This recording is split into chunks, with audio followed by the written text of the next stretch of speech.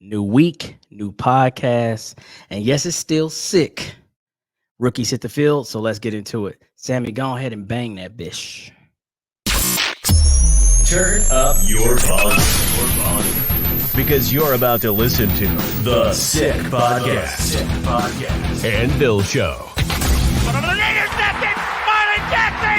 Marlon's got it! We're going to the Super Bowl! We're going to the Super Bowl! Marlon Jackson with the interception! He picked off Tom Brady! The sickest Indianapolis Colts podcast. It's gonna be sick. Welcome back to another sick podcast, Anvil Show. Behind me, I'm sorry, you see my kids' Nerf board. Don't think I'm ready for war, but let's go ahead and bring the boys in. What's good, fellas? What's good, fellas? I got to make a comment to what you just said. You're active duty. You better be ready for war. That's your whole mission right now. That's a Nerf arsenal. So, yeah, but that's a whole different thing. But anyway. Think about it. If we fought wars with Nerf guns, no casualties. Something to think about. No wins either, right? Then there's that. Okay, Pat, don't Omaha before we even get through introductions. I was just trying to get it out of the way. Just trying to get it out of the way. Hey, you're going to have a whole lot more cheating like Tom Brady on a football field. I got you. No, you didn't. Yes, I did. I hit you. Yeah, that would be ridiculous. Why That are we bullet even was talking flat. about this? You open these crazy ass doors knowing I'm coming through. Yeah, kicking through. That's what you're doing. You're That's not right. walking through. You're kicking through. But Hey. anyway, A man's think got to it's get in. Lord have mercy. Again, welcome to the Sick Podcast Amble Show. While I got you guys, first off, let's say thank you for all of the love we're getting with the videos as far as the views. But damn, subscribe, just sub the button. Watch, sub, watch, sub, watch. I don't know. Anyway, I'm just saying, please like, subscribe on all of our socials. We need those, right? So we appreciate you guys, and we'll continue to bring you great material. Just hit that button. But anywho, that's neither here or there. The rookies, okay, hit the field this week, and man, doesn't it seem like we're right there for the season, even though it's like 4 months away? But it just felt good seeing 56th Street open and players running out, throwing passes, doing drills. Man, we got a lot to talk about. So we're just going to jump right into it. Let's go ahead and start this thing.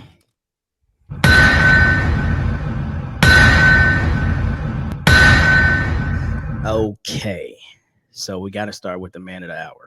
Like, let's not even mess around. Of all the 12 rookies, right? The one person that is commending all the attention is number 5, Anthony Richardson, right? And from what I've heard, I mean, this guy is full of energy. He just loves being around the game. And some of the vets who are just working out in the facility and just walking around are stopping in their tracks. Report was that Shaq was like, he was walking through the facility, passing through, and then Anthony hit the field, and then Shaq went and got him a lawn chair, just kicked it. He's like, I need to watch this, right? JT is tweeting like, we're going to be scary, you know, this, that, and the other. Like, the boys are super excited, and I don't care who they ask. The number one question is always, what do you think of the rookie? So before we start talking about him, Sammy, go ahead and run that first clip from Anthony Richardson. Now you're not worrying about 40 times and all this, but now this is your job. This is what you do. Is that feel different, or is it just too new to you? It's different, but it feels good. You know, I'm excited. I just been all smiles. I've been grateful to be here. You know, I'm extremely thankful to be here. It's exciting. You know, all I got to worry about is football and making sure I'm doing the right things in life. You know, so that's the best part. Get to play with great guys. You know, I got great coaches. So I'm very thankful for this organization, and I'm happy. Now, let's talk about that. And Pat, I'm gonna let you lead. One thing Chris Ballard always talk about is character. It's number 1 on his list, high priority. And now you add that high priority to it's going to be leader of the team. We all know it just kind of de facto falls on the quarterback. So hearing a guy say things like this and feeling the energy from, of course, the stands right now, but feeling the energy of the team as they surround themselves around this guy. How does that make you feel going into the season? Overly hopeful.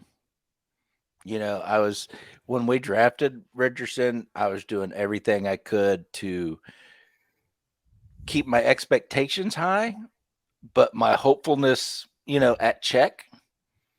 But the more I see him, the more I hear him, the more hope keeps brewing and brewing and brewing. Hopefulness. Okay. I Yeah. wasn't expecting that. Well, Okay. yeah, I mean, but you I like it. understand. I mean, my expectations for my team are always going to be high. Right. That will never waver. But I'm a realist. I know this kid's a rookie. I know he's coming in into a new system with a new coach, new team. Da da da da da. Everybody knows all this. Right. He's played 13 games at the collegiate level. Now, although he's got talent in every fiber of his being, I was still keeping my hopefulness down. My expectations high, but being a realist, not trying to get too hopeful for this upcoming season. I just want to see continuous improvement every game. But the more I watch this kid, the more I listen to him, the more hopeful I'm getting. I mean, because he is doing everything right. Absolutely everything right. Excuse me. You okay? Well, he's excited. So I would say hopefulness can turn into excitement. But country, you hearing something like that as Puff, as puff, Pat pass. as Pat revives himself. What the fuck? How do There it you feel is. about seeing Anthony Richardson say things like that? What energy do you get from the kid?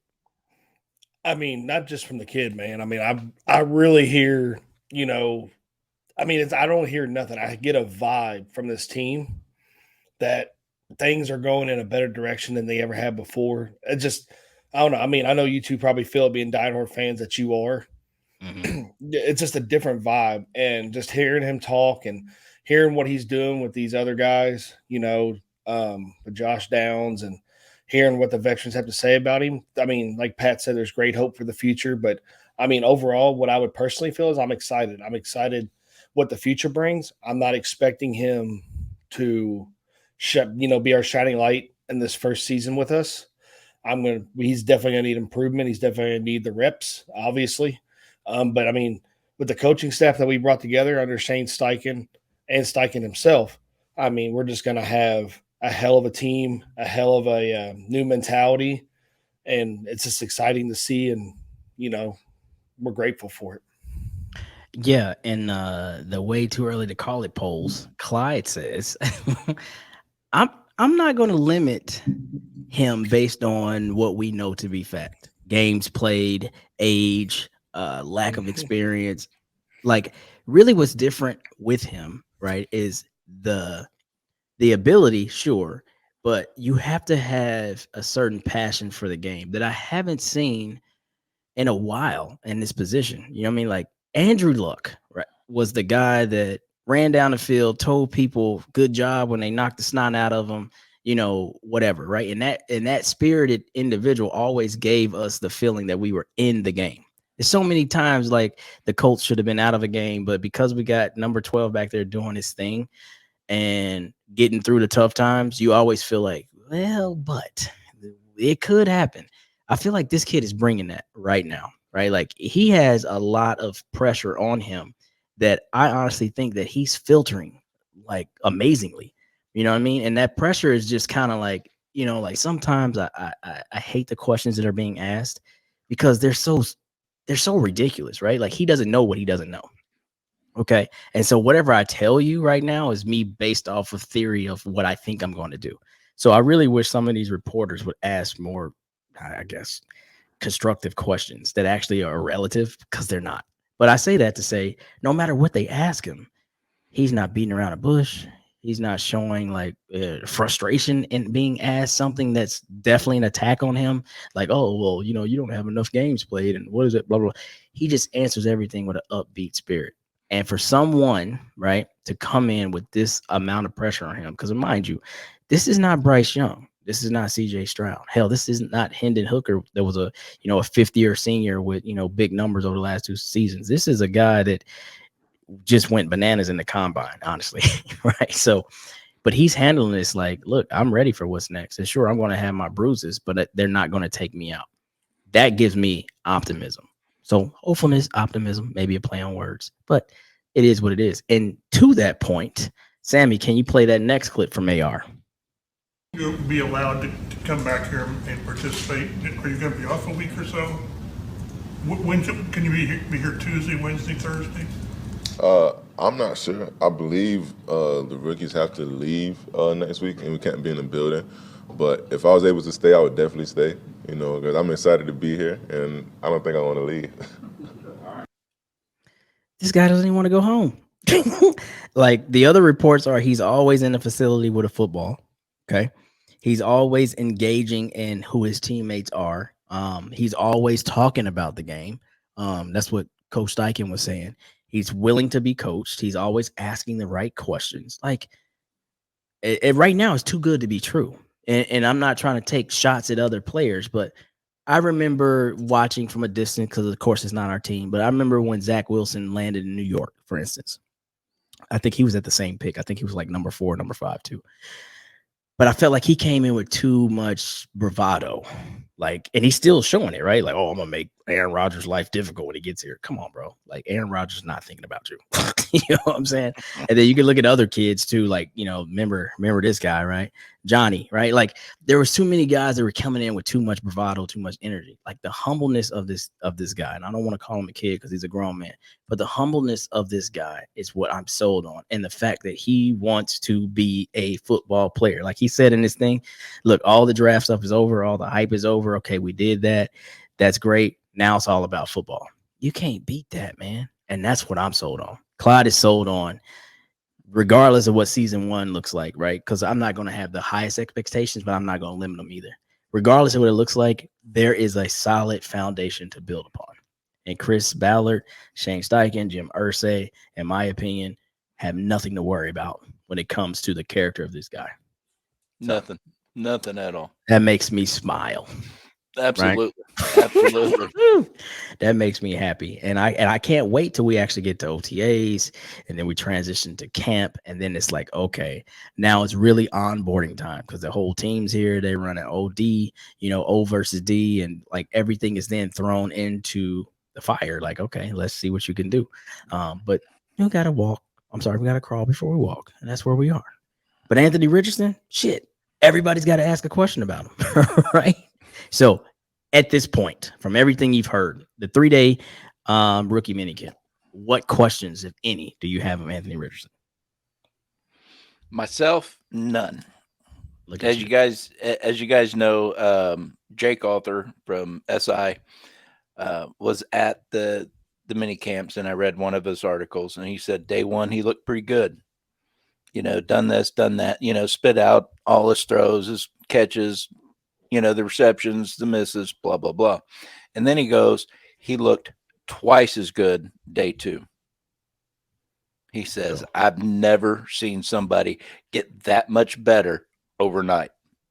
He said, this kid is getting better. Shout out to Jake. He does great work at SI. Yeah, he really does. And I loved how he put that. Because even in the rookie mini camps, these guys are still going to make mistakes. They're still going to do this. They're still going to do that. But the only thing that really caught his eye was that he was twice as better as he was on day 1. Right. That's impressive. Indeed. Because he still has jitters. He still has butterflies, but yet he got better. Okay. Country, what do you have question-wise?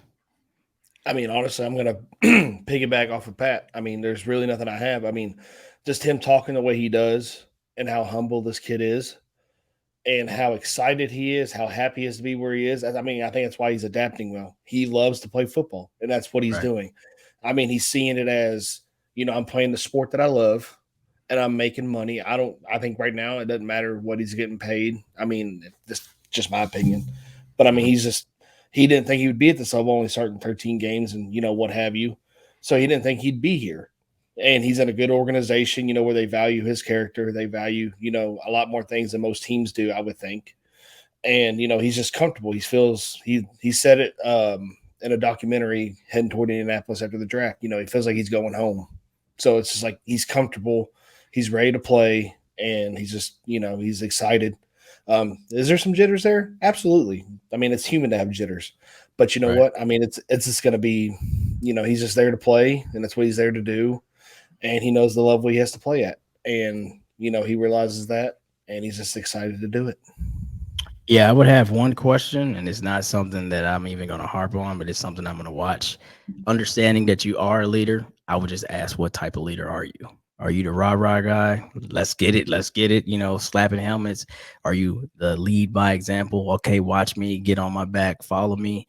You know what I'm saying? Are you the quiet guy that's kind of in the back? You know what I'm saying? But you can put things together and help people follow you. Like, that's what I'll be watching, right? Because remember last year, now completely different, right? You got Matt Ryan and Anthony Richardson. I think someone said the Colts got like 100 times more athletic at QB, like with one selection. But I remember how infectious Matt Ryan was when he walked into the building, right? And despite what our record was, I think almost instantly he commanded the room and everybody got on board with what he was. Now, that was a 14, 15-year guy, been to the Super Bowl the whole nine. So maybe that was slightly different. MVP, that whole thing. But I would love to see how Anthony Richardson is going to transition into the leader that he is. Right now, now with you saying that, I mean, it just gave me a thought. I mean, I think we're gonna get a hybrid of that. I think he's gonna be chill for the most part, but I think when obviously when the season starts and when it comes to brass tacks, if you're messing up or if you're doing this or doing that, he's gonna hold you accountable.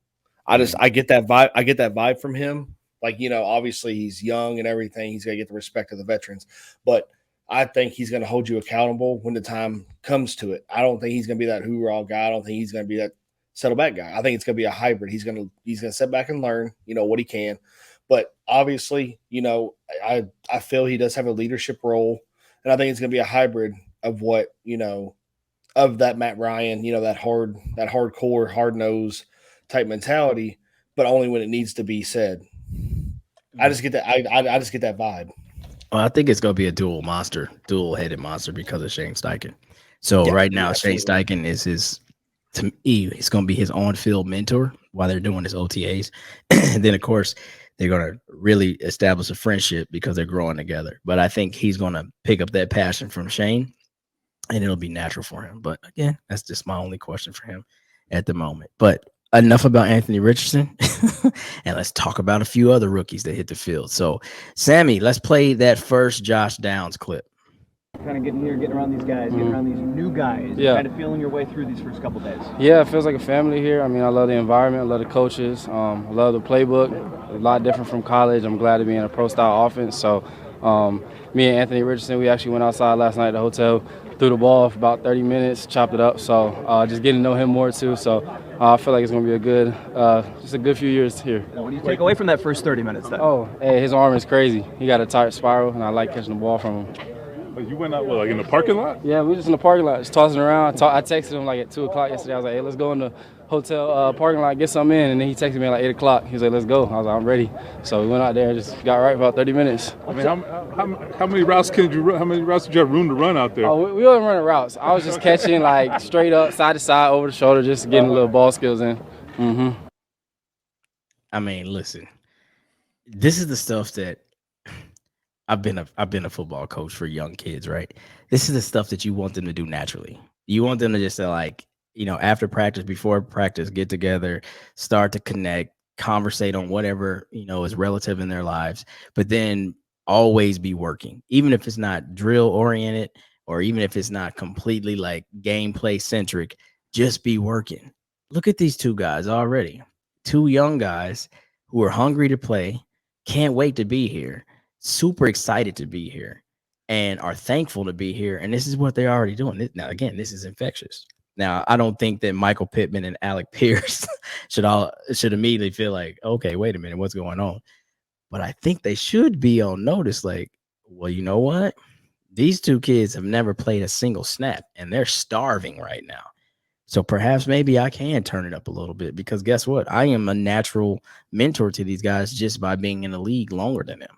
Now they got the ultimate mentor on the field with Reggie Wayne when it comes to receiving core. But stuff like this, like, bro, this is organic. That's the excitement. Yeah, absolutely. Batman and Reggie Wayne, or what they call him, what they used to call him. They should do like a Batman reference. I forgot. I called him Batman and Reggie Wayne. That's not what they said. Let me Omaha myself. I don't know. Anyway, Wayne Manor. I think that's what they used to say. I forgot. Steve Snyder and what's his name? They would put me on blast right now for not knowing. What's our other guy? Damn, I can't even think his name. RV guy. Tyler. Not Tyler. Oh no, Daniel. Adam. Daniel or Adam J. Adam J. Adam J. That's for you. Correct me in the comments. But anywho, no, I'm just saying, like, watching something like that, super infectious. They're taking this on themselves that, hey, we're only going to get better by working together. Bro, what do y'all think about that? That's incredible to see. Absolutely.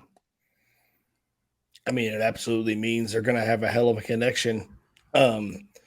Now, like we were comparing, if Anthony's a hoorah guy or not. I mean, I think Josh Downs is going to be that guy that's going to be that on that offense. He's going to be, that pumped up individual. You've seen how emotional he was when he got drafted. He's going to be that hoorah guy. He's going to be that one that's just going to be the one pumping everybody up. And, that's going to bring, like you said, it's going to be addicting to the rest of the offense. And of course the veterans who are going to want to step up, you know what I mean? It's a trickle down effect, and it's all going to connect eventually. And, but I mean, we're going to see great things between them two for sure. I mean, we're going to have another Andrew Luck and probably TY connection eventually. Hey, that's two lit fuses, man, because honestly, Michael Pittman in year 1, 2, a little bit last year, but primarily 1 and 2, like that dude was always a lit fuse. He ready to fight. He gets up with emotion and passion when he gets a first down to score a touchdown. And that's what we need. Yeah, we do. You need a feisty guy like that on the field. Now, when I say I don't need a rah-rah coach, that doesn't mean I don't want players who are actually, because one thing that I always say, and I mean this, and I say this at the youngest level, and it only elevates. Don't get me wrong. I'll never discredit a coach of any sport for what they know. Yes, they are teachers. Yes, they have philosophy and all this. Yes, they're smart, blah, blah, blah. But in all actuality, it's just as simple as this. Players play, coaches influence, right? Mm-hmm. And so what I'm getting at is, what is your influence? Is your influence rah, rah, rah, rah, rah, do as I say? Because usually that doesn't go well. And, a lot of players kind of like back down from that. But if the influence is I can motivate you to do better and I can influence you in the right direction that was going to get us to win, I think players gravitate to that more. So that's kind of where I come from with that. Yeah. To sum all that up in one word, it's passion. Okay. Yeah, that too. Absolutely. Passion. I mean, it's the passion is going to show on the field, where there's a difference between showing passion and, love of the sport rather than being there. People just can't define that. I think nowadays, like you see someone beating their chest or, doing whatever, to celebrate a big play. A lot of people think that as cockiness. It's just, no, they love what they do. They love the position that they play. And a lot of people take that as arrogance or whatever, what have you. But I just truly believe, in our guys, especially, because we look for that character, it's passion. And what Michael Pittman does on the field. Yeah.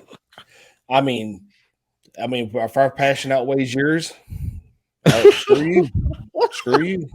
I mean, we're gonna be the better team in the long run anyway.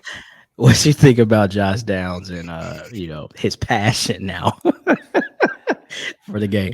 One, I absolutely love it because I have a pretty simple mindset about life. And one thing that was taught to me was the harder you work, the better you become. And the people around you see that. And if they don't want to be left behind, they will work harder. They will get better to match your level. The hell year was that? A long time ago. That sounded like there might have been a dinosaur running around or two. I don't know. That's but it's been a while. Marty shit right there, man. Yeah. What the hell was that? But it's was that some Sun Tzu shit? Good right. Lord. Shut up. Pat with his new Rockney speeches. Yeah, both of you. All right, my bad. Anyway, take your time, Pastor. Do what you that do. theory still holds true today because it's human nature. Nobody wants to be left behind. And when I seen that clip and I hear what he's talking about, and I hear them two are out in the parking lot passing, making this connection, to me, the only thing I can think of is Alec Pierce, MPJ, Doolin, whoever the hell else we got in receiving room is going to want that time too, because they're not going to want to be passed up. They want to have that connection with that quarterback too. So all the rest, just by their passion, made the entire team better. Okay. Because especially, a several-year vet don't want to be shown up by a rookie. He's going to work hard knowing this rookie could take my job. So they better get that connection, because you guys know this game just as well as I do. Well, maybe not country, but I know Clyde does. Anyway. Shots fired. Hey, I had to fire back. I'm going to fire back on you too. Never mind. I'll save it for later. So to me, when they hear things like this, that's going to motivate them to spend that time, because they know that connection with that quarterback, that timing, those patterns, those just knowing where your guy's going to be connection is so important at this level. They want that, because they don't want these young rooks coming in and taking snaps from them. Now listen to this. Sammy, Josh Downs, one more time. Being here, more of a relief after the last week whirlwind? A little bit of both. I'd say more nervous because, going straight from college to the NFL and really just after 3 years, so it was quick. My plan leaving high school was 3 years out, and I did that, so it's a blessing to be out here. A little nerve-wracking, but I feel like nerves are good for me because I perform better under pressure. You kind of had a feeling you might go earlier, did you? Or yeah. So, it looked from the video like you have something to prove. Yeah. It felt like. For sure. It's just always been like that my whole life. Just a shorter guy. So, people just tend to doubt me. So I like being the underdog. And I feel like in those situations, people expect less. So I go out there and do more. And they just like me even more after that. So, yeah. Now, that's somebody, again, I don't know how prepared these guys are when it comes to what they're going to be asked by media and writers and all that. But that's one of those super solid answers in which, he didn't use the question to go too far right or too far left. He was just like, yeah, I thought I should have went higher, but sticking where I am, like, I'm just going to go out there and work, because then that'll stop all the doubt. And then what we didn't hear early on in the clip, he talked about his passion for working over the middle. He's like, that's where the money's at, you know what I mean? And that's where a lot of people don't like to go, but I like to go there. And then that brings us back to what we said, Andrew Luck and T.Y., same draft. Ironically, here we are, AR, Josh Downs, same draft, right? Almost 10 years apart, almost a little bit more. So say that to say, perhaps maybe we found those same two kind of, guys that are going to bond together, just like Andrew and T.Y. did. And we know how explosive that was, right? So again, like I talked about before, man, you got all these giant trees running around. Michael Pittman, Alec Pierce, Jelani Woods, Michael Strahan, all these giants running around. And now here's this guy working over the middle. He talked about what his route tree is going to look like. A lot of drag routes, a lot of option routes. You know what I mean? The stuff that, we wished Paris Campbell would do for us, but it never really came to fruition. So, but this kid, man, I was like I said, bro, strong hands. He could take contact. He's very explosive once the ball is in his hands. It's gonna be scary, man. And the fact that they are ready to work. Did you see his little clip from training camp when he's working the ladders? Yes. Perfect. Like, the ladder didn't even move. Every now and then a cleat just nips, the ladder and slides it. Like, he hit every blade of grass in between each square. I forget how big those squares are, but he hit every 1,000 miles an hour. Yes, those feet that's were the other part. moving. I'm telling you, man. work ethic is contagious, right? And I think that that's what Chris Ballard has been trying to get everyone on that same page. And I'm not saying we have some people who slack off, but I will say this: with age comes digression. And when you bring in a 37-year-old quarterback, no matter how passionate he is about the game, he not moving like he was when he was 23. You know what I'm saying? Yeah. And so sometimes that then shows on the field because what you wish you could do, your body's like, yeah, we don't do that no more. I remember Matt Ryan used to be very elusive. No, we didn't see that version. So with that said, that's another rookie that I give positive checks for, stamps of approval. Let's move on to the third guy, the third and final guy we're going to talk about tonight, the hometown kid. Sammy, run Julius Brent, clip 1. Growing up to being drafted, has it sunk in yet? What's the last week been like for you? Yeah, it was crazy. I mean, just circling back to being a young child, just loving the coach. Favorite player growing up with Bob Sanders, just watching Peyton Manning, like the greats, all those guys. Now be able to wear the horseshoe on my helmet, it's kind of surreal, but it has sunk in for me now, and just reframed it a little bit. Now it's time to get to work for sure. And what you're hearing from each one of these guys is their own individual why. And sometimes you have to kind of filter what that is. But I think I filtered each one, and so definitely his is the easiest. My why is I grew up right down the street, idolizing the horseshoe, cheering and rooting for Bob Sanders. And like, here I am wearing the same helmet, talking in front of the same building. What does that feel like? Right. So hearing this kid talk about his experiences growing up and now being able to translate that to I'm playing for the team that I always loved and rooted for. Like, I can only imagine what that feels like. Right. That's not like getting your, what they call it? Like your, what they call it? Like when you get the job of your dreams. Like that's one thing when you land that in the business world, but it's a different thing when you're playing in a sports, a sports community, NFL, NBA, whatever, MLB. But what is your first take of Julius Brents? I'll start with you, Country, because I don't know what Patrick's doing. Pat's just doing Pat, man. I'm waiting. He's getting his Metamucil together or something. Anyway, go ahead. Did he say that? Damn. I thought you was mixing it in the cup. Anyway, I tell you what, these damn Oompa Loompas are off the chart on Tuesdays, boy. I tell you what. Last I checked, you got a one.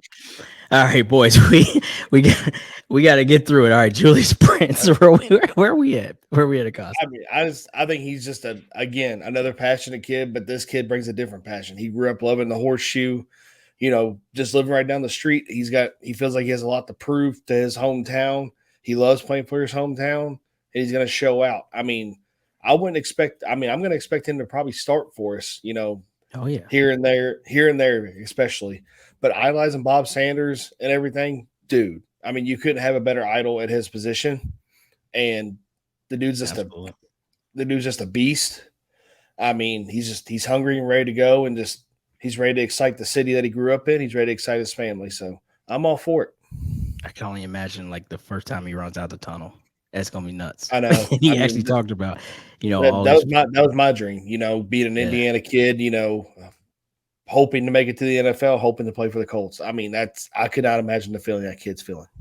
Well, knowing that you're a big ass kid still, yeah, that would have been a fucking blubbering mess. You probably came out snotting and crying, and first game you would have got knocked on your ass a couple times.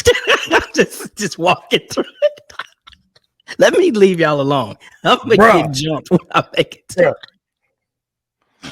Let me chill out, Pat. What do you think about Juju?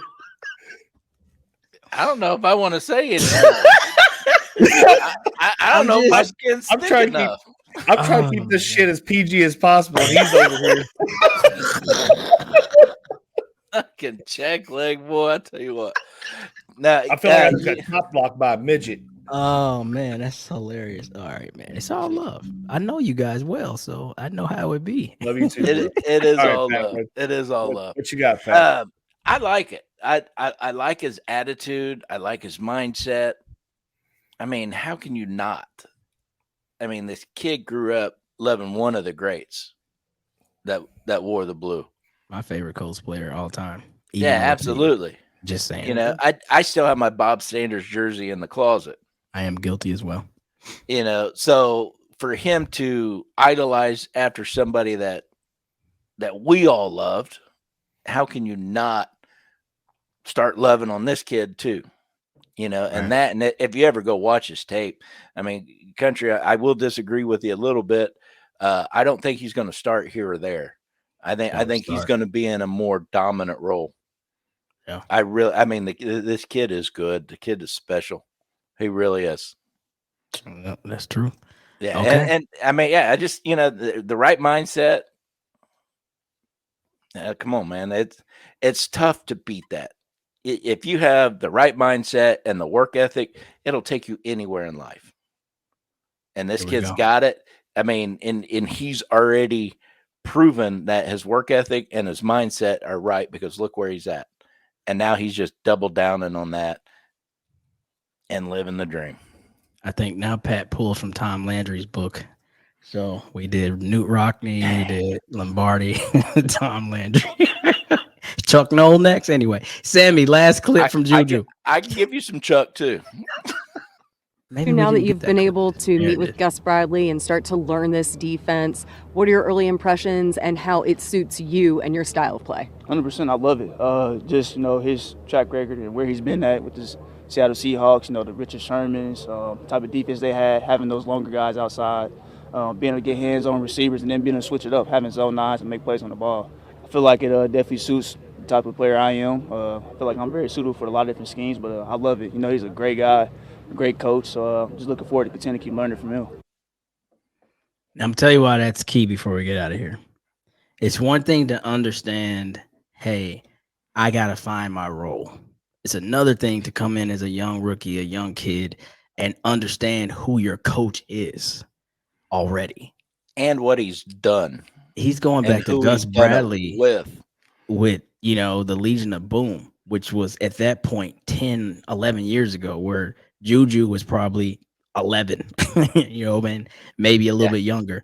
So I say that to say these kids are already kind of up on what their coaches have done, who they are, and what their role is. Like when Chris talked about finding the fit and being able to put it into the scheme, they're looking at the organization down. Like, well, this is what we have. This is the pieces we're needing and lacking. These kids are understanding, like, I was selected as that piece, and I know exactly where I fit. And this is how I'm going to find my way. That's what I got from that clip. You like big corners, 6'2", long arms.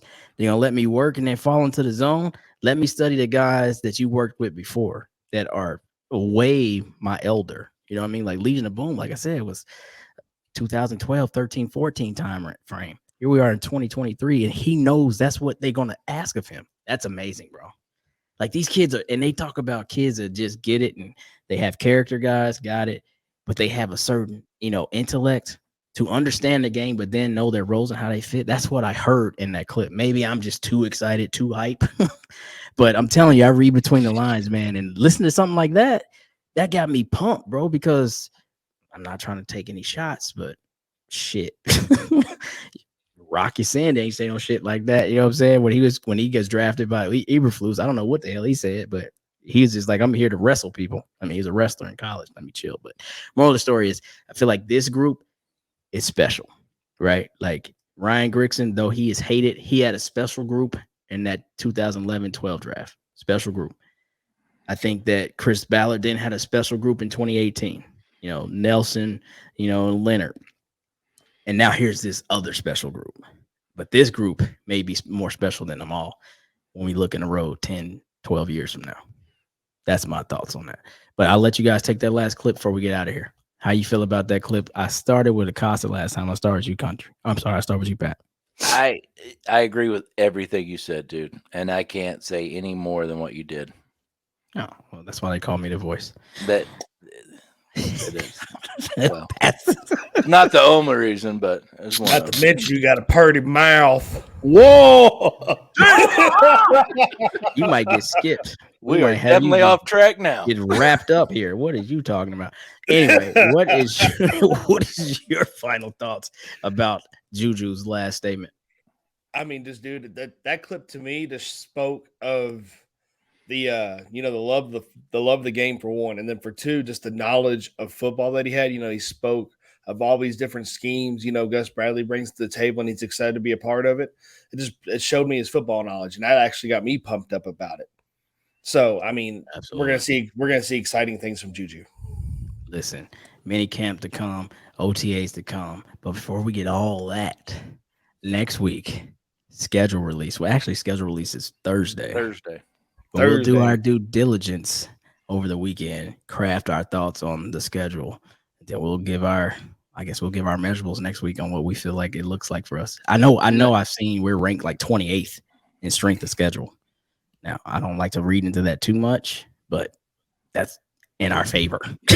Now, y'all know about Jim Irsay's contest, right? Absolutely. Did you all submit? I submitted, and when I win, I'm not telling nobody, but there will be signs. No, damn that. I also submitted, and when I win, yeah, you're out. Yeah, like we win, we all win. What are you talking about? No, just me. Okay, all right. You know what? As much as you both of you guys been hacking on me, you think I'm going to share my $1 million? Here we go. Here we go. I'm going to go ahead and say it. Here we go with this white privilege shit. Here we go. Sammy, take us out of here. And that's a wrap. Hope you don't miss us too much until next time. Follow the Sick Podcast and Bill Show on YouTube, Instagram, Facebook, Google Play, and Apple Podcasts.